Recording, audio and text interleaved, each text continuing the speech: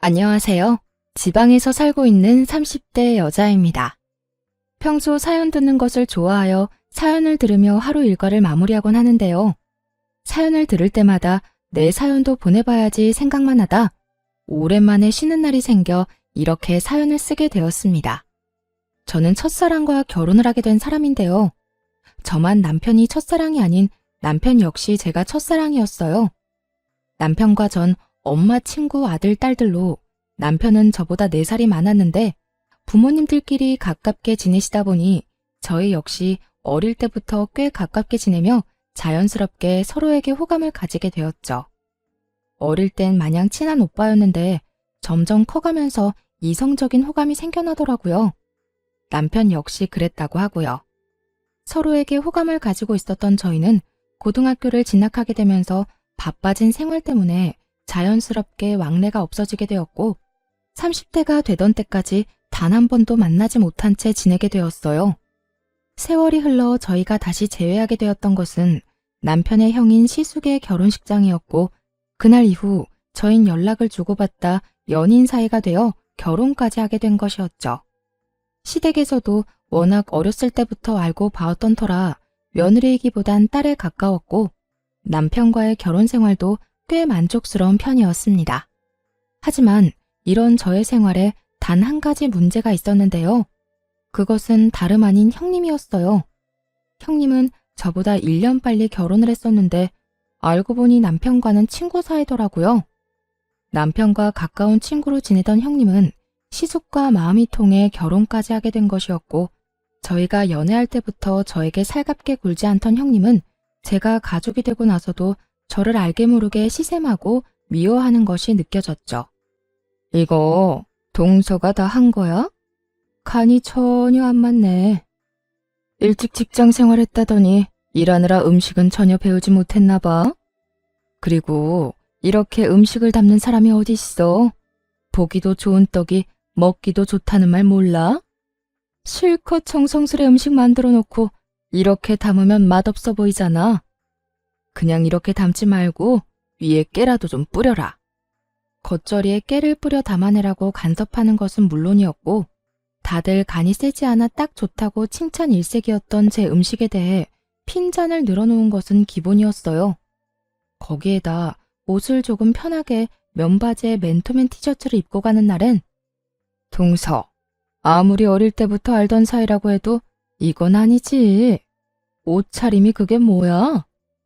이렇게 핀잔을 주고 결혼식이 있어 조금 차려입고 가는 날엔 동서, 어디 선이라도 보고 왔어? 아무리 시댁에 오는 날이라도 그 차림이 너무 과한 거 아니야?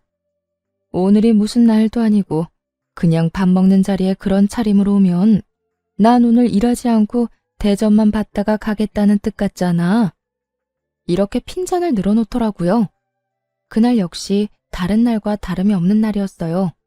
시댁에서 다 함께 모여 식사를 한다고 하였고 저는 그날 친정에 볼 일이 있어 잠시 들렀다가 시댁으로 가게 되었죠. 평소 시모가 좋아하시던 친정엄마가 만든 수박 껍질 요리를 가지고 갔는데 그걸 본 형님이 아니나 다를까 어김없이 시비를 걸어오기 시작하더군요. 이게 뭐야? 이거 혹시 수박 껍질이야, 동서? 네, 이거 수박 껍질로 만든 무침인데 한번 드셔보실래요? 생각보다 맛있어요. 난 됐어. 다들 음식물 쓰레기라고 버리는 걸로 무슨 무침을 만들어? 동서도 참 동서다. 시댁에 오면서 이런 걸 가지고 오면 어떡해? 아무리 어릴 때부터 봐서 편한 사이라고 해도 그렇지. 이건 음식이 아닌 쓰레기 아니야? 친정엄마가 정성껏 만들어준 음식을 보고 쓰레기라고 하는데 정말 화가 치솟아 오르더라고요. 아무리 본인은 이런 걸 먹어본 적이 없다고 한들 그런 말을 굳이 입 밖으로 뱉어낼 필요는 없는 거 아닌가요? 그 정도는 상대방에 대한 예의이고 상식이라고 생각하는 전 도무지 형님의 언행이 이해가 되지 않았고 그와 더불어 화도 많이 난 상태였죠.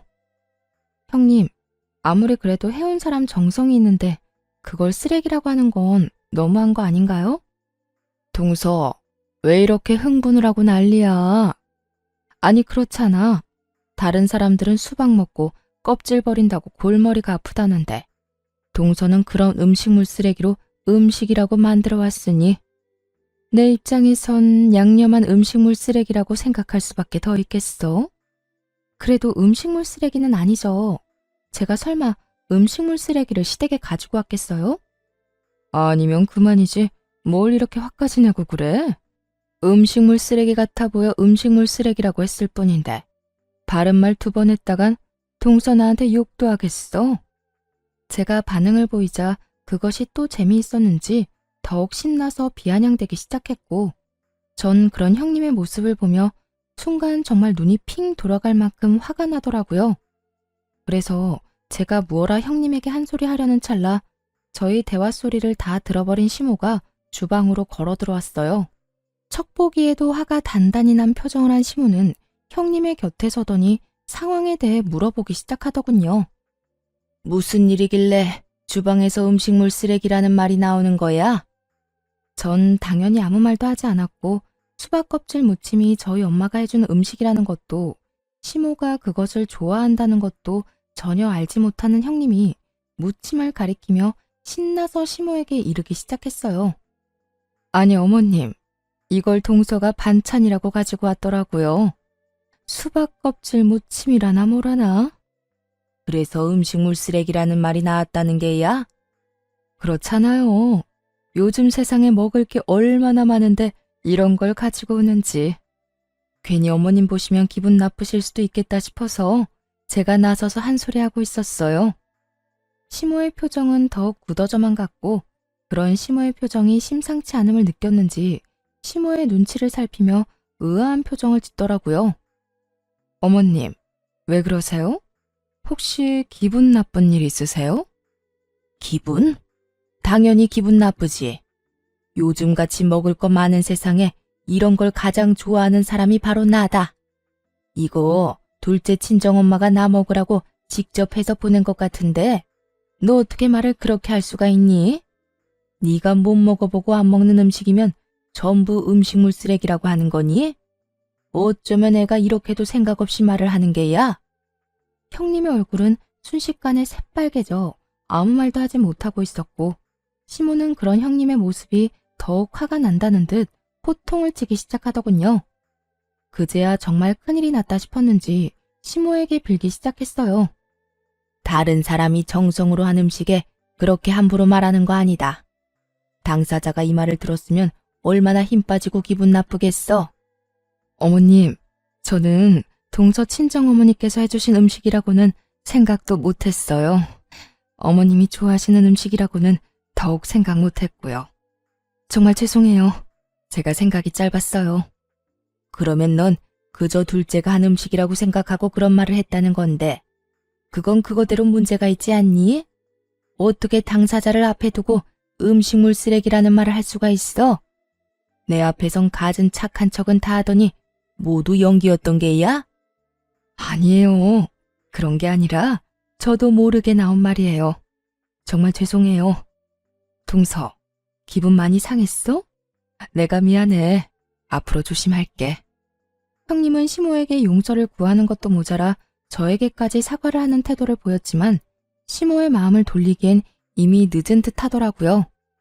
형님의 사과에도 불구하고 형님은 시모에게 미운 털만 잔뜩 박힌 채 저녁 식사도 하지 못하고 집에서 쫓겨나 버렸으니까요. 아무래도 기분이 상해서 안 되겠구나. 넌 오늘 여기서 밥 먹지 말고 집에 가서 밥 먹거라.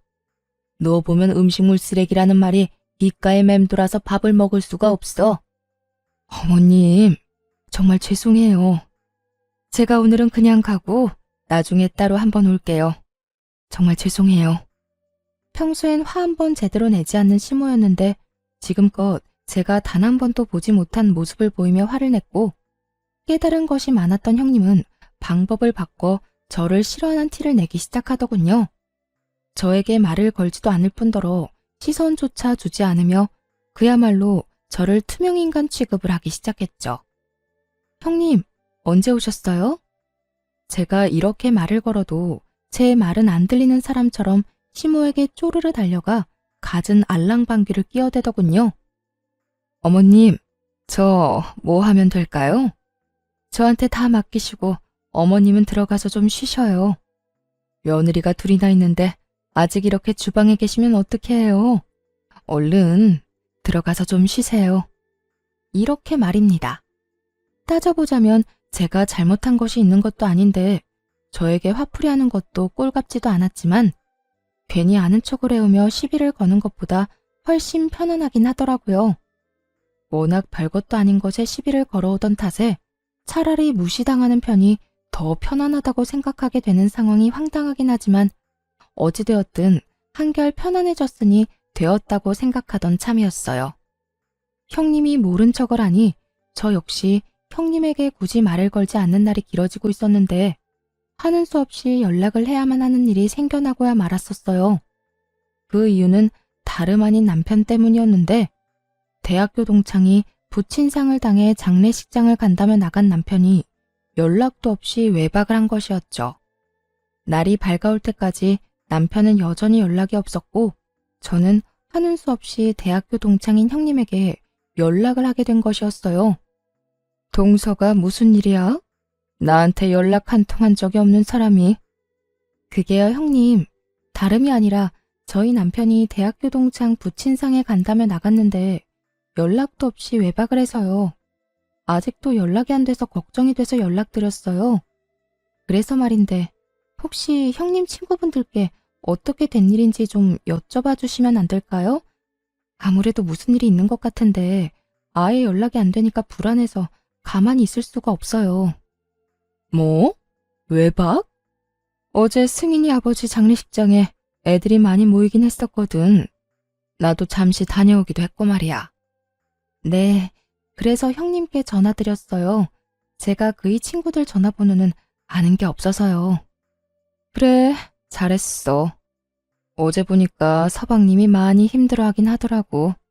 제일 친한 친구라서 울기도 많이 울고 말이야. 아마 그 정신에 정신없이 손님 받고 이런저런 일 하느라고 연락도 못하고 잠들었나 보네. 술도 한두 잔 했을 테고 말이야. 있어봐. 내가 친구들한테 연락 한번 해볼게. 남편을 대신해 갖은 변명을 해주더니 친구들에게 연락해봐 주겠다며 전화를 끊더라고요. 그리곤 얼마 지나지 않아 다시 연락이 왔고 남편의 소식을 전해주었어요. 동서, 걱정하지 마. 내 말대로 거기서 잠든 게 맞는다고 하더라. 아, 그래요? 다행이긴 하네요. 연락도 없이 외박한 적은 처음이라 5만 가지 상상을 다 했지 뭐예요. 왜 안 그렇겠어. 나라도 그랬을 거야. 어쨌든 서방님 어제 장례식장에서 손님 다 받고 새벽녘까지 승인이랑 둘이 울고불고 하다가 잠들었다고 하더라. 그러니까 동서도 오늘은 잔소리하지 말고 그냥 넘어가줘. 서방님이 오죽했으면 동서한테 연락할 정신도 없었겠어? 네, 감사해요 형님. 덕분에 이제 마음이 한결 편안해졌네요. 고맙기는. 동서도 좀 쉬어. 잠 한숨 못 잤겠네. 앞으로 내가 동창들 만나거나 하면 따로 동서한테 연락해 줄게. 전에 본 적 없는 호의를 저에게 베풀어주고 있었고 전 그런 형님이 의심스럽기는커녕 이런 면도 다 있다며 정말 진심으로 고마운 마음을 가지게 되었죠. 그 당시엔 제 뒤로 무슨 짓을 하고 있을 거라곤 전혀 상상도 하지 못한 상태였고 아무리 저와는 사이가 좋지 않다고 한들 같은 여자로서 저에게 그런 거짓말을 하지 않을 거라 믿어 의심치 않았던 상황이었습니다. 형님의 말에 안심을 하고 남편을 기다리고 있으니 하루 사이 많이 수척해진 남편이 집으로 들어오더라고요. 남편은 저와 눈도 제대로 마주치지 못한 채 주저리 외박 사건에 대해 변명하기 시작했어요. 여보, 미안해. 나도 모르게 지쳐서 잠이 들어버렸지 뭐야. 사실은 친구 아버지가 나를 아들처럼 여기고 엄청 잘 대해주셨거든. 대학교 때 우리 데리고 낚시도 다녀주시고 우리가 크고 작은 사고 칠 때마다 다 도와주시고 하여튼 나한테는 아버지랑 같은 분이라고 생각했는데 그렇게 갑자기 돌아가시니까 어제 감정 주체가 안 됐어. 아무리 그래도 당신한테 연락은 했었어야 했는데 술도 한잔하고 많이 울기도 해서 나도 모르게 잠들어 버린 거 있지? 그렇지 않아도 형님께 들었어. 워낙 친한 친구였다는 것까지 말이야. 연락도 없이 외박할 사람이 아닌데 온다 간다 말도 없이 안 오니까 걱정했던 건 맞는데 그렇다고 화가 난 건 아니니까 그런 걱정은 하지 마. 그나저나 좀 괜찮아? 친구는 어때? 좀 진정됐어? 정말 진심이었어요. 이때까지만 해도 정말 남편에 대한 걱정이 앞섰을 뿐 그 어떤 의심은 하지 않고 있었는데 그 다음 남편의 입에서 나오는 말로 인해 상황은 180도 바뀌고야 말았습니다. 어? 하진이 진정되는 거 보고 바로 왔어. 어쨌든 미안해. 다음부턴 이런 일 없도록 할게. 어? 그래. 일단 들어가서 쉬어. 혹시 여러분은 눈치를 채셨나요? 부친상을 당한 친구의 이름이 형님이 말해주었던 친구의 이름과 다르다는 사실을요. 남편은 제 말에 알겠다고 하며 안방으로 들어갔고 전 그런 남편을 보며 의심을 품게 되었죠. 정신이 없다면 이름 정도는 헷갈릴 수 있다고 생각할 수도 있겠지만 그때는 정신이 없기는커녕 정신이 또렷해졌을 때일 뿐더러 남편도 남편이지만 형님이 이름 따위를 헷갈릴 일 없다고 생각했어요. 그 순간 형님이 남편을 대신해서 했던 변명들도 어쩌면 거짓말일 거란 생각이 들기 시작하더니 남편의 모든 행동이 수상하게 보이더군요. 우선 남편의 생활을 지켜보니 일정한 패턴이 있다는 것을 알아채게 되었어요. 남편의 늦는 날엔 꼭 등장하는 인물들이 있었는데 그건 대학교 동창들이었죠. 그때마다 형님은 기다린 사람처럼 저에게 연락을 해와 남편의 알리바이를 제공해 주었고요. 동서, 이야기 들었지? 오늘 친구 모인다는 거. 아, 네. 아까 연락이 와서 급하게 잡힌 약속이라고 저녁 먹고 가볍게 한잔하고 온다고 하더라고요. 나도 잠시 들렸다가 방금 집에 들어왔는데 오늘은 남자애들끼리 모여 있더라고. 내가 동서한테 보내주려고 사진까지 찍어왔어. 전화 끊고 보내줄 테니까 보고 안심하라고. 다 동서가 아는 친구들일 거야. 이렇듯 형님은 늘 본인은 집에 먼저 왔는데 남편은 친구들과 있을 거라며 남편의 증인이 되어주었고 본인이 말한 대로 사진까지 보내주며 제 의심을 잠재우려고 노력하고 있더군요. 한번 시작된 의심은 점점 더 커져만 갔고 도저히 그냥 있을 수는 없더라고요. 전 그 모든 의심스러운 상황에 종지부를 찍고자 흥신소를 이용하기로 했고 며칠 뒤 흥신소에서 전해받은 자료들은 과히 충격적일 수밖에 없었습니다. 사모님, 제가 자료는 다 보내놨습니다. 확인해 보시면 되시고요. 예상하셨다시피 남편이 외도를 저지르고 있던 게 맞더라고요. 상대는 대학 동창으로 그쪽도 결혼을 한 상태였고요. 제가 조사한 바론 남편 형수하고도 관련이 있는 것 같더라고요. 두 사람이 만나는 날엔 거의 대부분 그 형수라는 사람이 처음엔 함께 하다가 자리를 빠져주는 식으로 동창들 눈을 피했고요. 사진이랑 대화 녹음한 것도 있으니 다 확인하시고 연락해 주세요.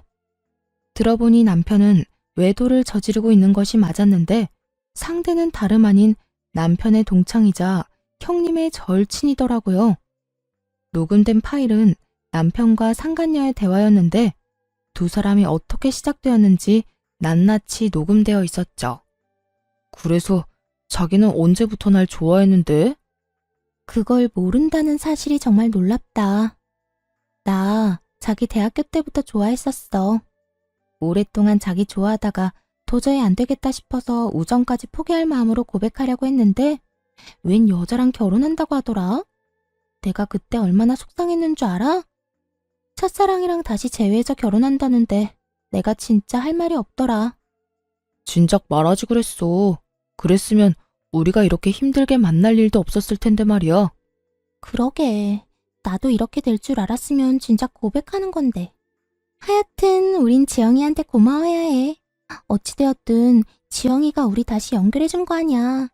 이렇게 유부남 유부녀가 되어 만나게 됐다는 게 좀 그렇긴 하지만 말이야. 하긴 형수님이 중간에서 우리 계속 만나게 해주고 마음 전해주지 않았더라면 우리가 이렇게 서로 마음을 확인하고 서로 좋은 시간을 보낼 일도 없었겠지. 거기에다 형수가 요즘 우리 집사람한테 나 알리바이를 다 대줘서 자기 만나는 게 얼마나 편한지 몰라. 글쎄, 사진까지 보내준다더라.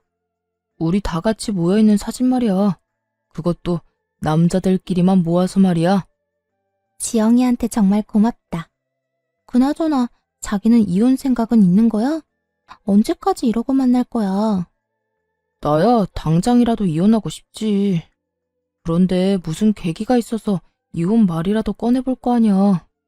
괜히 급한 마음에 이혼 이야기 꺼냈다가 집사람이 무슨 눈치라도 채면 자기나 나나 끝장인 거야. 상간녀, 상간남 위자료에 이혼 위자료까지. 이중으로 돈 나갈 텐데 그 돈을 다 어떻게 해. 하긴 그 돈이면 우리 집도 살 수 있겠다. 알겠어. 나도 우리 남편이랑 최대한 자연스럽게 이혼할 수 있도록 노력해 볼 테니까 자기도 하루라도 빨리 이혼할 수 있게 노력해줘. 나 이렇게 자기랑 몰래 만나는 거 너무 싫어. 나라고 좋아서 이렇게 만나겠어? 내가 빨리 이혼할 수 있도록 해볼 테니까 조금만 기다려줘, 자기야. 참 기가 막히더라고요. 들어보니 상간녀는 오래전부터 남편을 짝사랑해왔고 남편이 결혼을 하자 포기하고 딴 남자랑 결혼을 했다가 형님이 중간에서 사랑의 작대기 노릇을 해 연결된 불륜이더군요. 시모 친구 딸인 제가 갑자기 며느리로 들어와 시모와 가깝게 지내는 제가 마음에 들지 않았던 형님이 끊임없이 노력해 연결된 사랑이었던 거죠. 주로 형님이 저에게 증인이 되어주고 두 사람만 만나고 오는 날이 있기도 했지만 정말 동창들이 다 모이는 날엔 다 함께 모인 사진을 찍어 형님이 저에게 보내주고 나면 바로 세 사람이 자리를 빠져나오는 식의 방법이었더라고요. 세 사람이 자리를 벗어나면 형님은 두 사람을 위해 자리를 빠져주고 두 사람은 그 후 좋은 시간을 보내고 있었던 것이었어요.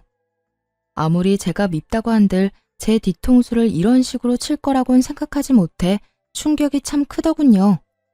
남편도 남편이었지만 형님에 대한 충격도 작진 않았어요.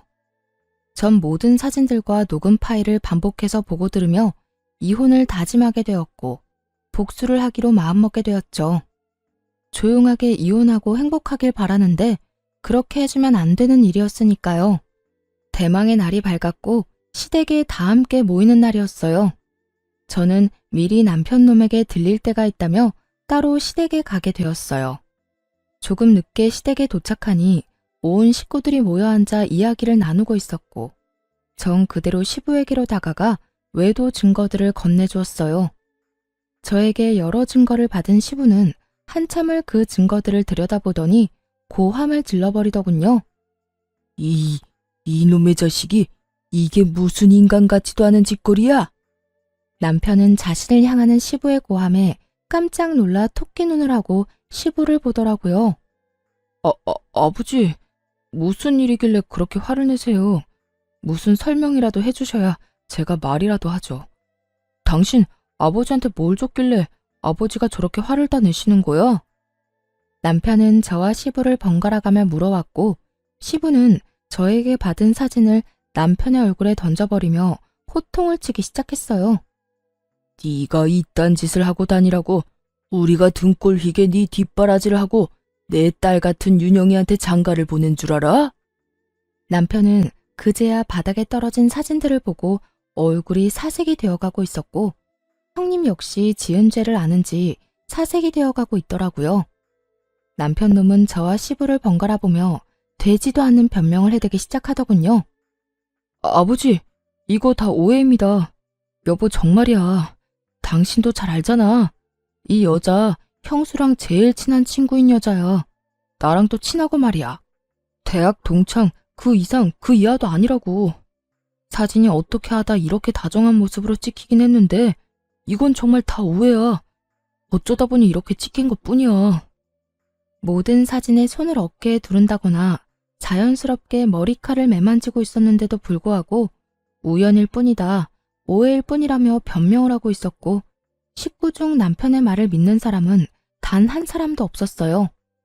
시모는 충격으로 아무 말도 하지 못하고 있었고 시부는 말도 안 되는 변명을 하는 남편을 눈빛으로 가만두지 않을 태세로 노려보고 있었고 시숙은 듣고도 믿을 수 없다는 듯 형님과 남편을 번갈아 보고 있었죠. 당신하고 이 여자 사이엔 우연이 참 많은가 봐.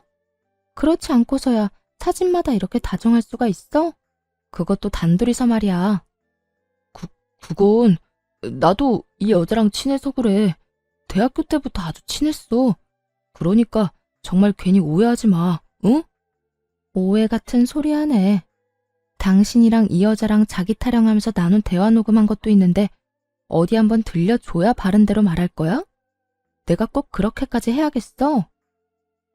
여보, 정말 미안해. 내가 정말 제정신이 아니었나 봐. 그 여자가 날 대학 때부터 좋아했다고 계속 매달려서 나도 모르게 그렇게 돼버렸어. 그런데 여보, 난 그 여자한테 진심이었던 적은 단 한 번도 없어. 진심이야. 정말 단 한 번도 진심으로 그 여자를 마음에 품은 적 없다고. 당신 지금 그걸 말이라고 해? 당신 마음이 그 여자를 품고 말고는 중요하지 않아. 당신 마음이 어떠하든 당신은 바람을 피웠고 그로 인해 우리가 이혼하게 될 거란 사실은 변하지 않는다고. 제 입에서 이혼 이야기가 나오자 남편은 충격에 빠진 얼굴하고선 저에게 되묻더라고요. 뭐? 이혼? 당신 지금 나랑 이혼하겠다고 한 거야? 당신이 나랑 어떻게 이혼을 해? 당신 나 많이 사랑하잖아. 꼴 같지도 않은 말이었어요. 남편은 자신이 무슨 짓을 하든 제가 본인을 너무 사랑하니 이혼만은 할 수 없을 거라고 확신하고 있더라고요. 그런 밑도 끝도 없는 근거 없는 자신감은 어디서 나오는 것인지 알 수가 없었지만 전 아주 큰 착각을 하는 남편에게 똑바로 다시 이혼을 말해주었죠. 당신 아주 큰 착각을 하고 있는가 본데 다른 여자 좋다는 놈을 내가 왜 사랑해? 정신 나갔니? 당신이 날 배신하고 이딴 짓 하고 돌아다닌 걸 뻔히 아는데 이혼 안 하고 가만히 있는 게 등신이지. 안 그래? 그러니까 우리 이혼해. 더는 당신이랑 살 생각 따윈 없으니까. 이렇듯 제가 당당하게 이혼을 말하는 사이 형님은 몸까지 떨며 불안감에 사로잡혀 있더라고요. 제가 어디서부터 어디까지 알고 있는 것인지 알 수가 없으니 크게 불안해하고 있는 듯 했어요. 시숙은 형님이 몸까지 떨어대자 걱정스러운 마음에 형님에게 말을 걸더라고요. 여보, 왜 그렇게 떨어? 어디 아파? 아니, 조금 놀라서 그래. 시숙의 물음에 애써 말을 돌리고 있었고 전 그런 형님이 빠져나갈 구멍이 없게 형님이 숨기고 있던 사실 역시 그 자리에서 밝혀버렸습니다. 아주버님, 형님 많이 놀랐을 거예요. 제 남편이자 아주버님 동생이 바람을 피우도록 중간에서 도왔던 사람이 다름 아닌 형님이거든요. 뭐요? 재수씨, 그 말이 사실이에요? 그럼요. 이렇게 된 마당에 저한테 뭐 득이 될 게 있다고 그런 거짓말을 하겠어요. 그리고 또 알려드릴 게 있는데 형님 역시 다른 남자와 외도를 저지르고 있더라고요. 상대 역시 대학 동창이자 유부남이고요. 절친하고 서방님이 외도를 저지르니까 그게 부러웠나? 뭐 좋은 일이라고 그런 것까지 따라하는지 모르겠네요. 맞아요. 저는 남편의 뒷조사를 하며 형님의 뒷조사도 하게 되었고 형님 역시 동창이자 유부남과 외도를 저지르고 있더라고요. 친구들까지 옛 기억을 떠올리며 즐거운 시간을 보내는 동창회가 아닌 불륜회가 벌어지는 것과 다름이 없는 상황이었죠. 제 말을 들은 시숙은 곧장 몸을 떨고 있는 형님의 멱살을 잡아올리며 말했어요. 야, 이게 전부 사실이야? 동창회 간다더니 거기서 내 동생을 바람 피우게 만든 것도 모자라서 당신도 바람을 피우고 있었다는 게? 당신이 어떻게 나한테 이럴 수가 있어? 내가 당신한테 어떻게 했는데? 여보, 내가 미안해. 내가 정말 미쳤었나 봐. 나도 그러지 않으려고 했는데 어쩌다 보니까 그렇게 됐어. 정말 미안해. 미안? 할 짓 못할 짓 다 해놓고선 이제 와서 미안하다고 하면 없던 일이 된다고 생각해? 저 녀석도 그렇지만 당신도 참 염치라고는 없는 사람이구나. 우리도 이혼해. 나 역시 당신 같은 여자랑 더는 같이 살 생각 없으니까. 여보, 이러지 마. 내가 당신 없이 어떻게 살아. 이렇게 감정적으로 생각하지 말고 다시 한 번만 생각해줘. 감정적? 오해하나 본데 나 그 어느 때보다 냉정하게 잘 생각하고 있거든. 이미 머릿속엔 당신하고 이혼 소송할 생각부터 상간남 소송까지 다 그려진 상태야. 그러니까 더는 긴 말 말고 이혼이나 준비해. 시숙은 단호하게 이혼을 선포했고 형님은 그런 시숙에게 울고불고 매달리며 어떻게 해서든 시숙의 마음을 돌려보려 애쓰더라고요. 그리고 형님 역시 자기 친구와 외도를 저지르고 있었다는 사실을 꿈에도 알지 못했던 남편은 형님에게 화를 내기 시작했고요. 네가 어떻게 우리 형을 두고 그딴 짓을 할 수가 있어? 네가 그러고도 인간이야? 이딴 짓거리나 하려고 우리 형 소개해달라고 날 쫓아다녔던 거야? 남편은 본인이 지금 어떤 잘못을 저질러 제 앞에 무릎을 꿇고 앉아있는 것인지 잊은 듯했고 전 남편에게 현실을 자각시켜 주었어요. 당신이 지금 입댈 주제나 된다고 생각해? 남 신경을 쓰지 말고 당신 이혼이나 신경 써. 누가 누구한테 질책을 하고 있어? 남편은 그제야 자신의 처지가 형님과 다르지 않다는 걸 깨달은 것인지 급하게 저에게 매달리기 시작하더군요. 여보, 내가 정말 잘못했어. 내가 전 꼴 보기 싫으면 우리 부모님을 봐서라도 나 한 번만 용서해주라. 우리 부모님이 당신 딸처럼 예뻐했었잖아. 남편은 감히 시부모님들을 입에 올리며 저에게 매달리고 있었고 이때껏 잠자코 상황을 지켜보던 시부가 상황을 정리해버리기 시작했어요. 어디서 우릴 파는 게야? 우린 너 같은 놈이랑 계속 살라고 할 생각 없다. 아버지, 그리 불러도 소용없어. 넌 당장 이혼하고 이혼과 동시에 이때껏 우리가 줬던 모든 것을 다 내놓거라. 집, 차, 카드까지. 하나도 남김없이 다 내놓고 이 집에 기어들어올 생각도 하지 마. 아버지, 이렇게까지 하실 필요는 없잖아요. 이렇게 남김없이 다 가지고 가시면 전 어떻게 해요? 이렇게까지 하게 만든 놈이 누군데 감히 말대꾸를 하는 게야? 시부의 호통에 남편은 제가 이혼을 말할 때보다 더 절망적인 표정으로 고개를 푹 숙이더군요. 그럴 수밖에요. 시댁은 재산이 좀 있는 편이었는데 자식들이 조금이라도 편히 살라고 지원을 아낌없이 해주던 상황이었어요.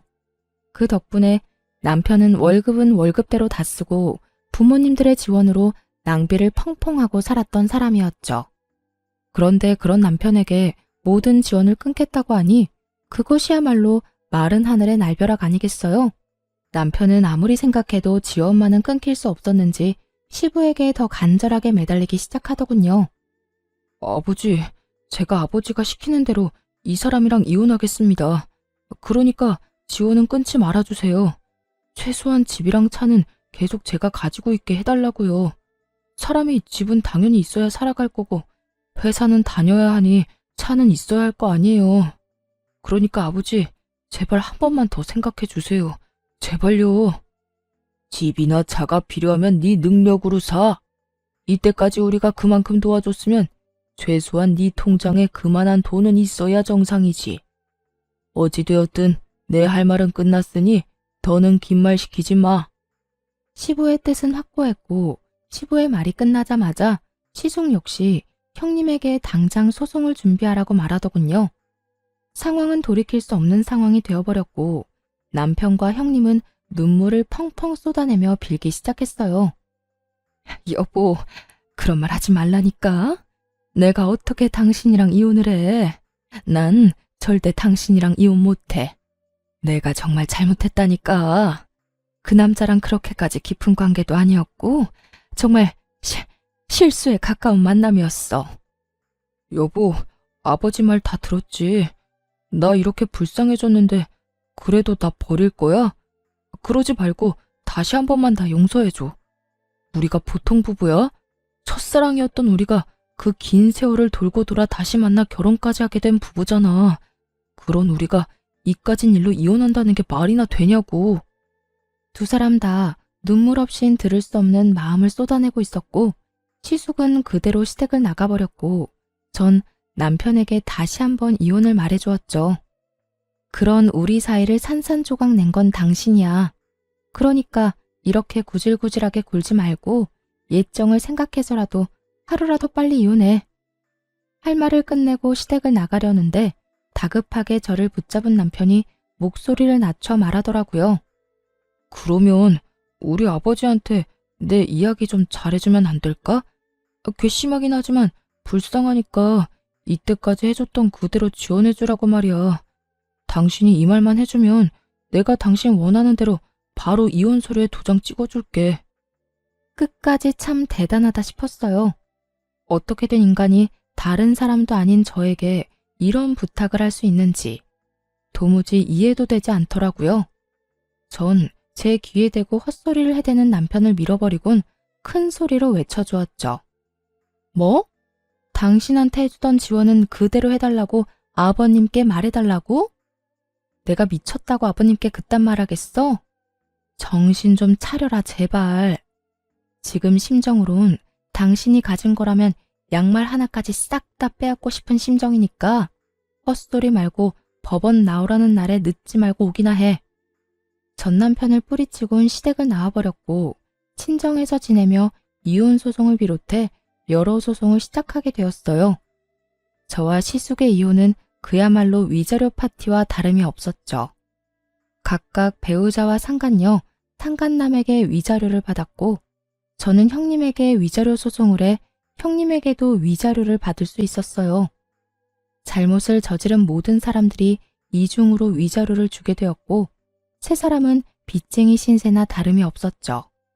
그렇게나 세상에 둘도 없는 사랑과 우정을 뽐내던 세 사람은 소송이 시작되자 철천지 원수와 다름이 없는 사이가 되어버리더군요.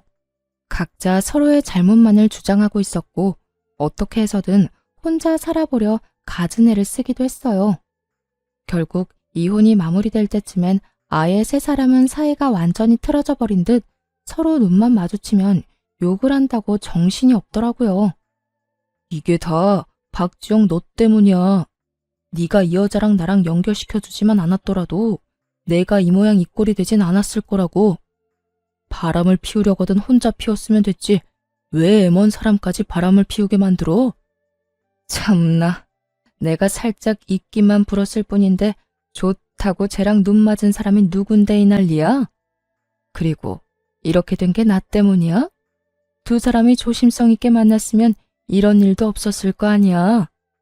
내가 그만큼이나 도와줬는데도 그거 하나 똑바로 못해서 이 사태를 만들어? 하여튼 대학 다닐 때도 그렇게 머리가 나쁘더니 지금도 하나 편한 게 없어. 너 말 다 했어? 내가 저 쓸모도 없는 인간 포기한다고 했을 때 네가 나랑 저 인간 이어주려고 그 애만 쓰지 않았어도 우리한테 이런 일이 일어날 일은 없었거든? 그리고 너 아까부터 그저 우리 돕는 척하면서 말하는데 너 우리 돕는 척하면서 너도 바람 피웠잖아. 너 왜 이래? 이렇듯 세 사람은 서로 헐뜯는다고 정신이 없어 보였고 그 모습을 마지막으로 세 사람이 함께 있는 것은 보지 못하게 되었죠. 그 후 들려오는 소식엔 상간녀와 예전 형님은 이혼을 당하고 빚쟁이 신세가 되어 각자의 친정으로 찾아갔다고 하더라고요. 하지만 양쪽 집 다 집안꼴을 우습게 만들었다며 대문도 넘지 못하고 쫓겨났다는 말을 전해 들을 수 있었어요. 전 남편 역시 상황이 좋지 않았어요. 전 남편은 저와의 소송은 어떻게 무사히 넘겼지만 상간녀의 전 남편이 회사로 찾아와 한바탕 난리를 피워댄 덕에 회사는 그만두게 되었고 오갈 데도 없는 빚쟁이 신세가 되었다고 하더라고요. 그야말로 돈 걱정 없이 살던 사람이 한순간에 거지 신세가 되어버린 거였죠. 그렇게 거지 신세가 된 전 남편은 오갈 데가 한 곳도 없었는지 저를 찾아왔더라고요. 거짓골을 하고서 울고불고 매달리기 시작하는데 엄청 절박하기는 한가 보더라고요. 여보, 제발 나 좀 살려주면 안 될까? 소문 들었는지 모르겠는데 나 회사까지 잘려서 진짜 돈 나올 구멍이 없어. 그래서 뭐 나보고 뭐 어쩌라고? 돈이라도 달라는 말인 거야? 저는 이렇게 찾아와 그런 말을 하는 이유를 물었고 제 말이 끝나자마자 무릎까지 꿇더니 말을 속사포로 뱉어내기 시작했어요. 돈은 됐고 우리 아버지한테 연락 한 통 해주면 안 될까? 찾아갈 필요까지도 없고 전화 딱 한 통만 해주면 돼. 그러니까 당신 말은 내가 아버지께 전화드려서 당신 꼴이 이러하니 나와 이혼은 하게 되었어도 불쌍한 아들 구제 좀 해주셨으면 한다. 이 말을 해달란 말인 거네. 말이 끝나기도 전에 눈을 반짝이며 고개를 세차게 흔들더라고요. 그러면서 하는 말이 정말 어이가 없어 웃음이 다 나더군요. 내 말이 그 말이야. 당신도 이런 내 꼴 막상 두 눈으로 보니 마음 안 좋은 거 다 알아. 그러니까 당신이 전화 한 통만 좀 해줘. 다른 사람도 아니고 당신이 전화해서 부탁하면 아무리 아버지라도 나 받아주실 거야. 아니, 받아주시진 않으셔도 먹고 살 수는 있을 만큼 도움을 주시겠지. 그러니까 당신이 나 좀 도와줘라. 정말 전 남편이라는 놈은 변한 것이 하나도 없더라고요.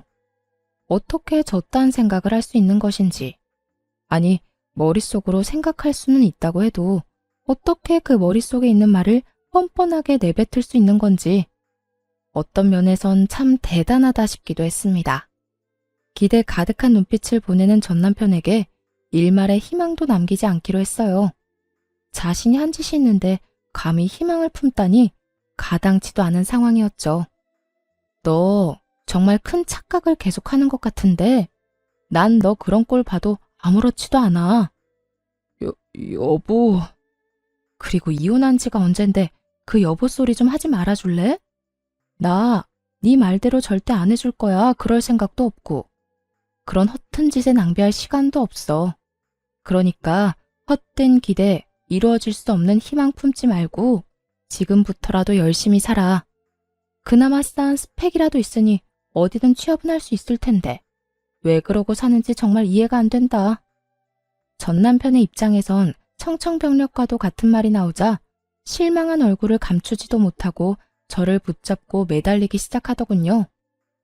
여보, 아니 그러니까 당신 화 많이 난 거 알아. 나 때문에 상처 많이 받은 것도 알고. 그런데 당신도 보다시피 나 벌 받을 만큼 받았고 반성도 많이 했어. 복수도 이 정도면 성공적이게 끝났을 텐데 이쯤 하고 나 좀 살 수 있게 해줘. 당신 말 한마디면 다 되는데 꼭 이렇게까지 매정하게 굴어야겠어? 난 매정한 게 아니라 굳이 내가 하지 않아도 될 일을 안 하는 것뿐이야. 당신이랑 나 이혼했고 이젠 남인데 내가 왜 남의 가정사에 끼어서 이래라 저래라 해야 해? 난 그러고 싶지 않아. 더욱이 내가 그런 행동을 함으로써 조금이라도 당신한테 이득이 된다면 난 절대 하지 않을 거라고.